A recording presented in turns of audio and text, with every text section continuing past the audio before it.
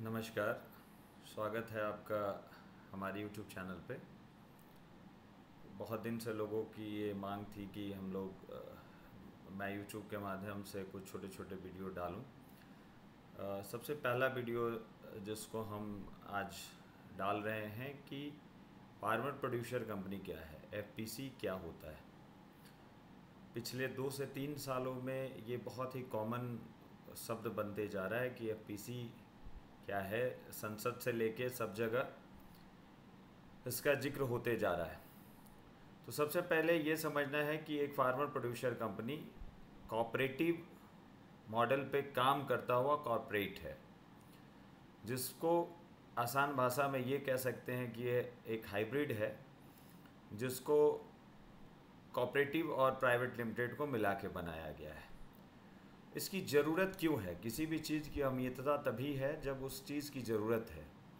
ज़रूरत है कि आज करीब करीब हर एक युवा अपने मन में स्टार्टअप और ऐसी चीज़ों को ले आता है, बट उसे ये समझ में नहीं आता है कि फाइनेंस कहाँ से आएगा, ऐसा क्या होगा कि उनको शुरू करने के लिए सारी चीज़ें उपलब्ध हो जाएं।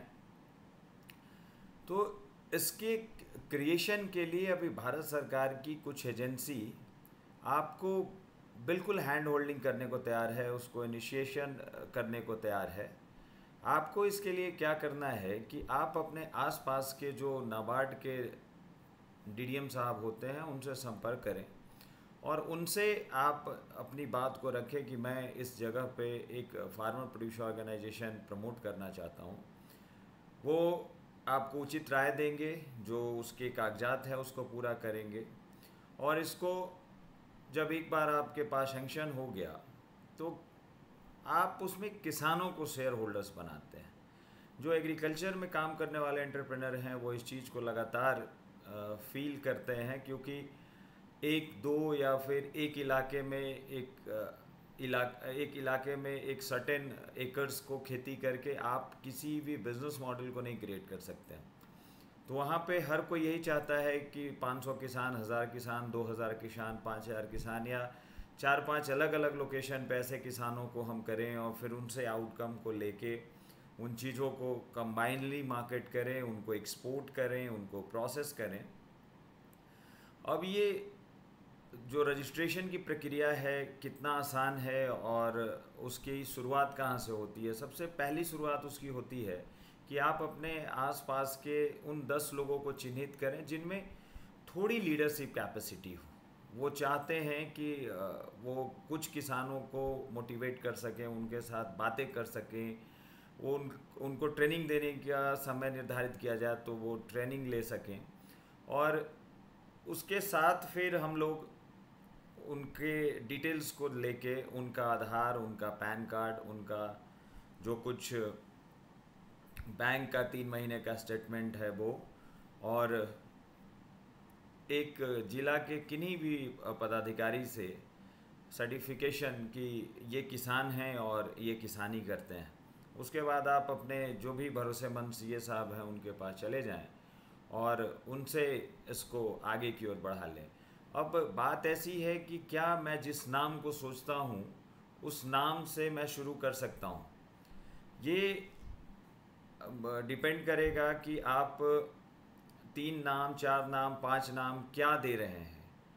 अगर वो नाम पहले से नहीं है, जैसे एक एग्जांपल मैं लेता हूँ कि आप अपने गांव के ही नाम देके और प्रोड्यूसर कंपनी लिमिटेड करके देते हैं, बहुत आसान होगा क्योंकि उस गांव का तो नाम से कुछ होना नहीं है। अब अगर बहुत ही कॉमन गांव है, उससे मिलते जुलते इस देश में कई गांव हैं, तो उसके साथ छोटे छोटे शब्द लग सकते हैं, उसको करा के रजिस्टर्ड कराना है। रजिस्ट्रेशन होते ही जो कंपनी लॉ प्रोसेस है, आपको तुरंत अकाउंट खोलना है। और जो 10 किसानों ने अपनी अंशदान पूंजी करी थी, चूँकि अभी तक जो भारत सरकार के कॉरपोरेट मंत्रालय के नॉर्म्स हैं, किसी भी कंपनी या किसी भी प्रोड्यूसर कंपनी या लिमिटेड कंपनी का कैपिटल 1 लाख से कम नहीं हो सकता है।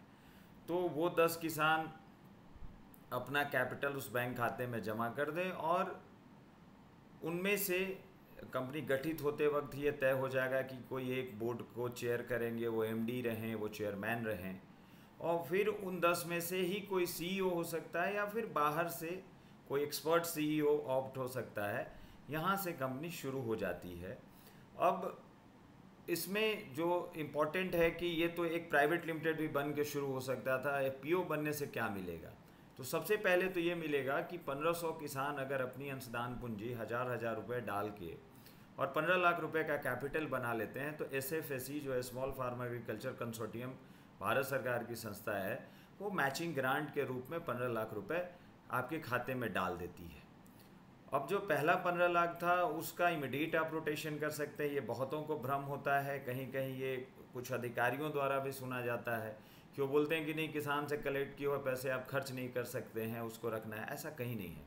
कैपिटल तभी तक रखना है जब तक जो पेडअप कैपिटल है उसके अगेंस्ट इशू नहीं हो जाए, तब तक उन पैसे को रखना है।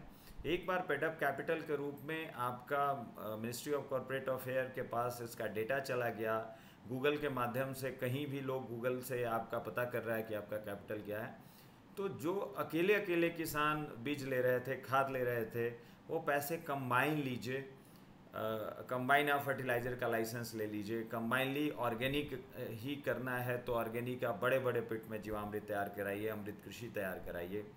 उसके बाद जो बीज लेने हैं, आप 10 ग्राम, 5 ग्राम, 20 ग्राम ले रहे थे, बहुत महंगा पड़ रहा था। आप जब 5 केजी, 10 केजी, 5 क्विंटल, 5 टन लेना शुरू करेंगे तो आपको वहाँ कॉस्ट बचेगा। और फिर आज अपेडा ने ये फैसिलिटी दे रखी है इस कोविड में कि आप अपने पीसी को अपेडा पे रजिस्टर्ड कर दीजिए। आप क्या क्या प्रोड्यूस बना रहे हैं, हो सकता है कि कॉल्स आपके बायर्स की ओर से आनी शुरू हो, यानी कि जो अदर कंपनियां लीड बेचती थी पहले से और हमें उसके लेने की ज़रूरत थी, अभी लेने की ज़रूरत भी नहीं है। एक बार आप गूगल पे गूगल पे डालते हैं कि हमारे पास इतना प्रोडक्ट है, तो आपके पास बायर खुद चले आ सकते हैं, आपके पास एक्सपोर्टर पहले से सीड लेके चले आ सकते हैं कि आपके पास इतने किसान हैं, आपके पास इतना का लैंड बैंक है, क्या हमारे लिए आप इस सीड के, इस वैरायटी के इतने चीज़ उगा सकते हैं। जो ग्रांट के रूप में 15 लाख रुपए आया, उससे आप एक गाड़ी ले सकते हैं जिससे आप अपनी सब्जियों को बाज़ार भेज सकते हैं। उस गाड़ी में ऐसा प्रोविज़न कर सकते हैं कि गली गली घूम के आप अपने रिटेल बायर्स को जो प्राइस मार्केट में उपलब्ध है उसके आधार पर दे सकते हैं। आप एक छोटी सी दाल मिल लगा सकते हैं, आप प्रोसेसिंग लगा सकते हैं, और फिर उसको आगे बढ़ाना हो तो अप टू 1 CR का विदाउट कोलेट्रल लोन का भी इसमें प्रोविज़न है। तो बहुत आसानी होगी। ये आज एक मैंने ब्रीफ किया है, किसान तक कैसे पहुँचेंगे, किसान के क्वेश्चंस क्या क्या आते हैं, हम लोग छोटे छोटे वीडियो के माध्यम से आपको अवगत कराते रहेंगे। हम उम्मीद करते हैं कि ये चीज़ें आपको अच्छी लगेगी। धन्यवाद।